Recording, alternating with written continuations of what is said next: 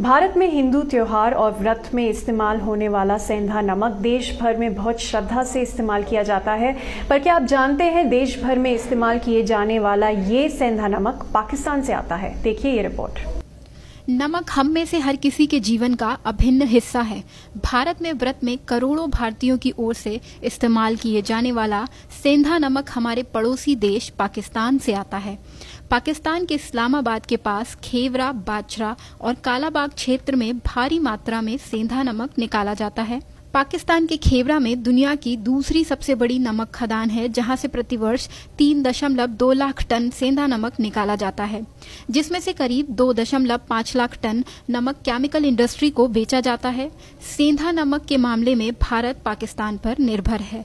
साल 2015 में 2710 metric ton नमक का आयात किया गया था, जबकि पिछले 6 साल के आंकड़े देखें तो भारत में पाकिस्तान से करीब 87,000 टन सेंधा नमक का आयात किया गया है। इस नमक की कीमत 22 करोड़ 74 लाख रुपए बताई गई।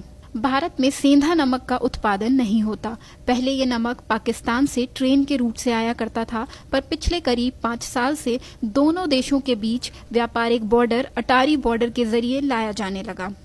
भारत में केवल हिमाचल प्रदेश के कुछ इलाकों में सेंधा नमक निकाला जाता है। हालांकि भारत साधारण नमक के उत्पादन में दुनिया में तीसरे नंबर पर आता है। भारत में प्रतिवर्ष औसतन नमक का उत्पादन 2.4 करोड़ टन है। भारत घरेलू 1.8 करोड़ टन नमक की आवश्यकता को पूरा करने के बाद बांग्लादेश, जापान, इंडोनेशिया और कोरिया जैसे 20 देशों को नमक का निर्यात करता है।